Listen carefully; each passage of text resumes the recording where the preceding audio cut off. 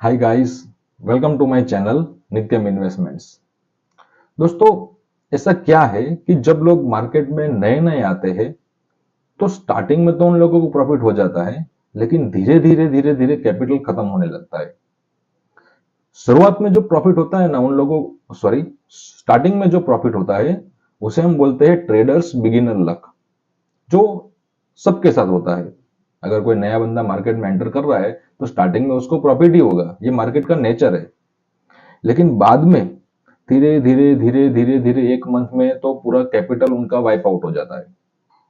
अब ऐसा क्यों होता है? तो दोस्तों, शुरुआत के दिनों में जब कोई नया बंदा मार्केट में आता है तो स्टार्टिंग में कुछ मिस्टेक्स उससे अनजाने में भी हो जाती है। और वो गलतियां सब लोग करते हैं स्टार्टिंग के फेज में, वो मैंने भी की थी।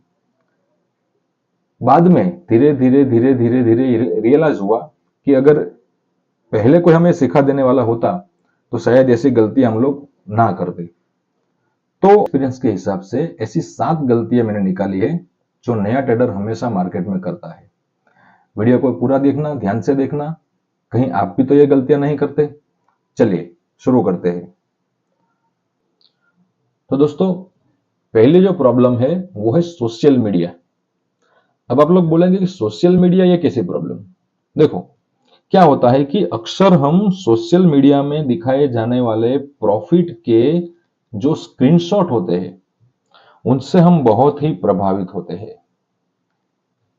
देखो, प्रॉफिट मोटिवेशन के लिए अच्छा है, ये स्क्रीनशॉट देखना वो सब, लेकिन हमें ये जानना भी बहुत जरूरी है कि उन लोगों का कैपिटल कितना है।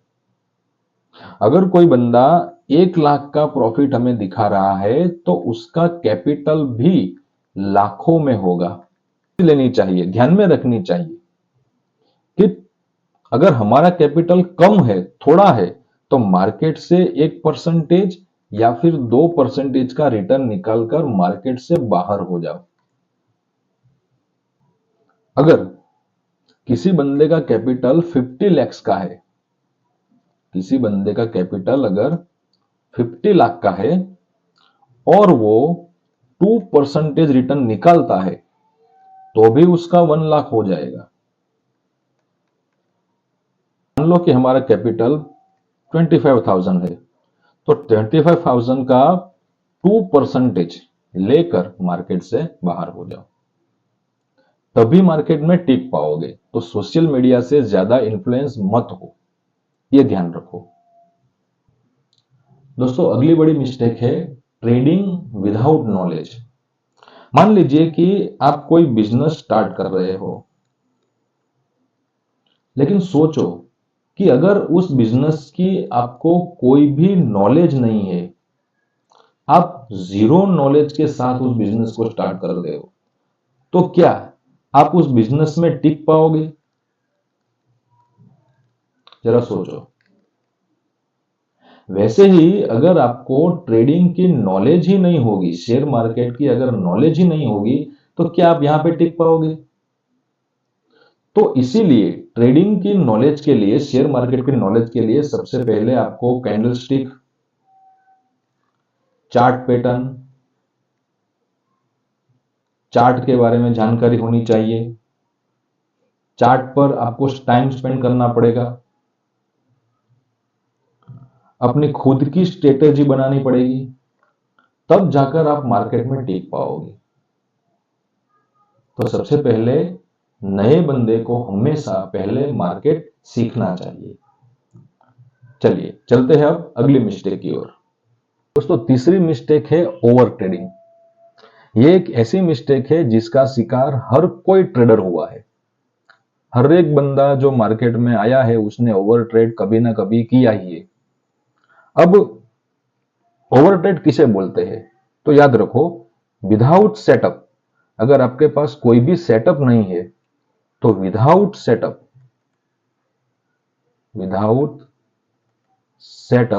दिन में 15 से 20 ट्रेड ले लेना। 15 से 20 तो मैं तो कम बोल रहा हूं कुछ कुछ लोगों के लिए। मैंने खुद स्टार्टिंग में 50-50 ट्रेड किए हैं एक ही दिन में।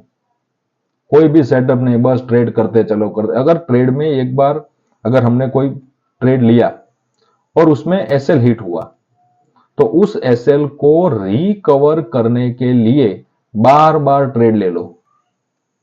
और अगर मान लो कि दूसरे ट्रेड में एसएल रिकवर हो भी गया, तो फिर प्रॉफिट के लिए तीसरा ट्रेड ले लिया और बस बार बार ट्रेड लेते जाते।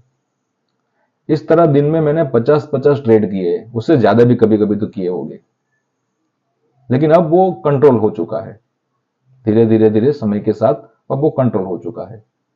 तो हर एक नए बंदे को याद रखो, हर एक नए बंदे को ओवर ट्रेड कंट्रोल करना पड़ेगा। अब सवाल यह है कि ओवर ट्रेड को कंट्रोल कैसे करें। तो देखो, जो मेथड मैंने अपनाई थी वो मैं आपको बताता हूं। जब ओवर ट्रेडिंग बहुत ज्यादा बढ़ गया और जब मुझे रियलाइज हुआ कि ये जो पूरा प्रॉफिट चला जा रहा है वो ओवर ट्रेडिंग की वजह से ही है, तो ओवर ट्रेड को कंट्रोल करने के लिए मैंने एक रूल बनाया था।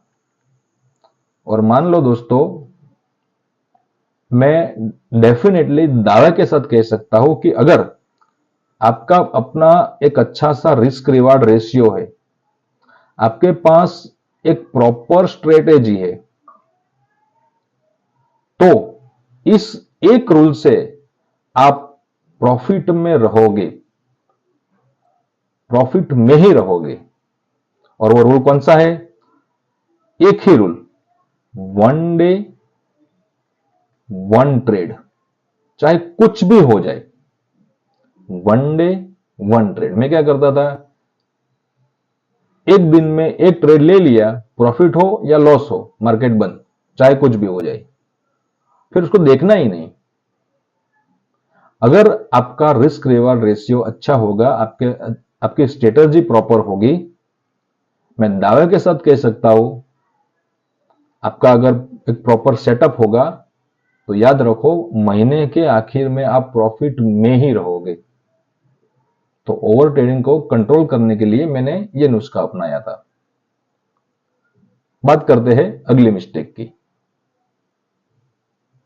तो दोस्तों, नेक्स्ट मिस्टेक है इग्नोर ट्रेडिंग जर्नल। अब क्या होता है कि जो भी मार्केट में नया होता है वो ट्रेडिंग जर्नल बनाता ही नहीं। अब ट्रेडिंग जर्नल क्या होती है ये पहले समझ लीजिए। तो ट्रेडिंग जर्नल वो है जिसमें आपको हर एक दिन के ट्रेड लिखने हैं। आपने दिन में जितने भी ट्रेड लिए हो, आपने दिन में जितने भी ट्रेड लिए, उन सब ट्रेड को आपको एक प्रॉपर नोटबुक में लिखना है कि ये ट्रेड मैंने यहां पे लिया, ये सेटअप था, ये रिस्क रिवार्ड रेशियो था, ये मेरी ये स्ट्रेटेजी थी, उसमें इतना टारगेट था, इतना स्टॉप लॉस था, सब कुछ लिखना है। जब आप ट्रेडिंग जर्नल लिखोगे और जब हफ्ते में एक बार उसका रिव्यू करोगे, फिर उसको पढ़ोगे लिखा हुआ, तो आपको आपकी मिस्टेक पता चलेगी कि आपने कौन से ट्रेड में कौन सी गलती की है, वो आपको पता चलेगा। तो ट्रेडिंग जर्नल हमेशा मेंटेन करना है, ध्यान में रखिए। चलते हैं अगली मिस्टेक की ओर। तो अगली मिस्टेक है ट्रेड विथ बिग कैपिटल। अब क्या होता है समझ लीजिए। अगर कोई एक बंदा है जिसने मार्केट नया नया सीखा है, अभी उसने कहीं से किसी का कोर्स बाय कर लिया और कहीं से कोई ट्रेनिंग ले ली, और अब मान लीजिए कि वो मार्केट सीख चुका है, हम मान लेते हैं। तो वो क्या करेगा, अब वो जोश जोश में अपना पूरा कैपिटल, शायद मान लीजिए कि उसका कैपिटल 5 लाख रुपीज है, तो पूरा का पूरा कैपिटल वो अकाउंट में डाल देगा और वहीं से वो बड़े बड़े ट्रेड लेना स्टार्ट कर देगा। अगर बड़ा ट्रेड लोगे तो प्रॉफिट बड़ा होगा, उसमें कोई नई बात नहीं है, लेकिन याद रखो कि लॉस भी इतना बड़ा होगा। अब जबकि वो इमोशनली पूरा कनेक्टेड है मार्केट से, तो वो लॉस सहन नहीं कर पाएगा। और अगर वो लॉस सहन नहीं कर पाया तो इसके बदले में वो रिवेंज ट्रेड लेगा। तो रिवेंज ट्रेड अगर लेगा और उसमें लॉस हुआ तो बड़ा लॉस, उससे बड़ा लॉस होगा। तो ऐसे करके वो पूरा कैपिटल वाइप कर देगा, पूरा का पूरा कैपिटल खत्म हो जाएगा और फिर कहेगा कि ये जो मार्केट है वो एक जुआ है, सट्टा है। ऐसा नहीं है। तो याद रखो, शुरुआत में थोड़े से कैपिटल से स्टार्ट करो। अकाउंट में अगर आप ट्रेड कहीं से भी कोर्स बाय करके, मतलब ट्रेनिंग लेके भी सीख जाते हो, तो सबसे पहले थोड़ा अमाउंट 15,000 या 20,000 रुपये से स्टार्ट करो। स्टार्टिंग में छोटे छोटे ट्रेड लो। अगर आप ऑप्शन कर रहे हो तो सिर्फ 1 लॉट लो। मैं तो यही बोलूंगा कि स्टार्टिंग में तो ऑप्शन ना ही करो, लेकिन फिर भी आप नहीं मान रहे हो, आपका मन नहीं मान रहे हो, कर भी रहे हो, तो सिर्फ 1 लॉट से ट्राई करो। धीरे धीरे धीरे अपना रिस्क रिवार्ड रेशियो बढ़ाओ, अपनी एक स्ट्रेटेजी बनाओ और फिर बड़े लॉट से ट्राई करो। स्टार्टिंग में बड़ा कैपिटल ट्रेडिंग अकाउंट में कभी भी नहीं डालना चाहिए। ओके, तो अब बात कर, अगली जो मिस्टेक है वो है लोन और बोरोड मनी। देखो, कई लोग क्या करते हैं कि किसी दोस्त से या फिर बैंक से लोन ले लेते हैं ट्रेडिंग करने के लिए। वो ट्रेडिंग करने के लिए लोन ले लेते हैं या फिर किसी दोस्त से वो पैसे उधार ले लेंगे और उस पैसों से वो ट्रेडिंग करेंगे। देखो, इस तरह से ट्रेडिंग कभी नहीं करनी चाहिए। एक बहुत बहुत बहुत ही बड़ी गलती है। ऐसे कभी ट्रेड नहीं होता। देखो क्या होता कि अगर आप ऐसे पैसों से ट्रेडिंग करोगे, चलो मान लीजिए कि लोन के पैसे से आप ट्रेडिंग कर रहे हो, तो अगर आपने लोन ली है तो फिर उसका हर मंथ एक इंस्टॉलमेंट भी होगा, ईएमआई होगा उसका। तो आपको हमेशा ट्रेडिंग करते वक्त मन में उस ईएमआई का ही ख्याल रहेगा, जो ट्रेडिंग में बहुत ही नुकसानकारक है, क्योंकि इस तरह से आप अपने ट्रेड से इमोशन में कनेक्ट हो जाओगे। जहां पर ट्रेड कट करना होगा वहां आप कट नहीं कर पाओगे।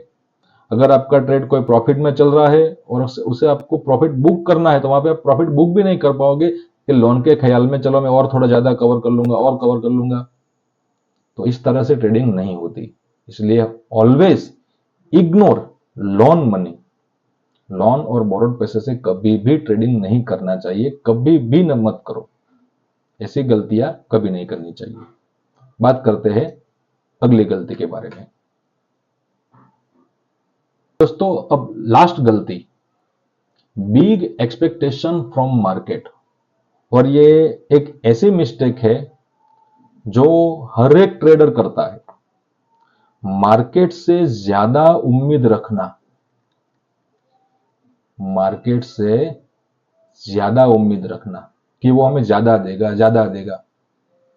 देखो, मेरा ये मानना है कि अगर दिन का आपको 1 या फिर 2% भी अमाउंट प्रॉफिट मिल जाता है अपने कैपिटल पे, तो इतने में हमें संतुष्ट रहना चाहिए। समझ लो मैं ऐसा क्यों बोल रहा हूं। जब आप एक नए ट्रेडर होते हो तो आपका अमाउंट, मान लीजिए आपका कैपिटल 25,000 है, क्योंकि अभी की जो मार्केट कंडीशन है उसके हिसाब से मिनिमम इतना तो आपको स्टार्टिंग करना ही पड़ेगा, इतने अमाउंट से। तो 25,000 का 2% कितना होगा? 500 रुपीज। तो ये हुआ दिन का प्रॉफिट 500 रुपीज। लेकिन आप उसको रुपीज में मत देखिए, आप उस प्रॉफिट को परसेंटेज में देखिए, तो आपके ट्रेडिंग में बहुत सुधार आएगा कि मैं दिन का 2% मार्केट से कमा रहा हूं, मार्केट मुझे दे रहा है 2%। तो दिन का अगर 2% हो, महीने में 22 ट्रेडिंग सेशन होते हैं। चलो किसी दिन स्टॉप लॉस भी हुआ, मान लीजिए कि अपनी स्ट्रेटजी के हिसाब से, आप अपने सेटअप के हिसाब से 5 दिन 7 दिन स्टॉप लॉस रहेगा, तो भी तब भी 15 दिन में हमने 2% निकाले, तो मार्केट से हमने 30% कमाया, वो भी 1 मंथ में। तो अगर हम एक मंथ में 30% कमा सकते हैं, तो सोचो कि वो साल का कितना हुआ। 12 इंटू 30, 360%। अब ये सोचो कि ऐसा कौन सा बिजनेस है जो आपको साल का इतना पैसा देगा। कोई नहीं। और ये परसेंटेज के हिसाब से हम बात कर रहे हैं। जब आपका कैपिटल बढ़ेगा 25,000 से, जब आपका कैपिटल बनकर 2.5 लाख हुआ, तब आप सोचिए कि ये कितना अमाउंट होगा। तो याद रखो, अपने प्रॉफिट को परसेंटेज में कैलकुलेट करो, रुपीस में नहीं। और मार्केट से बिग एक्सपेक्टेशन मत रखो कि वो दिन में मुझे 15% या 20% या 100%, 100% रिटर्न दे देगा। वो कभी कभी होता है, महीने में एक आध दिन कभी ऐसा आ जाता है कि 10% निकाल दिया एक दिन में। हर रोज नहीं होता। अगर हर रोज ऐसी उम्मीद रखोगे तो मार्केट में टिक नहीं पाओगे। तो ये थी हमारी सारी मिस्टेक्स जो एक ट्रेडर हमेशा अपने बिगिनिंग टाइम पे करता है। वीडियो अगर अच्छा लगा हो तो प्लीज हमारे यूट्यूब चैनल को फॉलो कीजिए, लाइक कीजिए और सब्सक्राइब कीजिए। जय हिंद, जय भारत।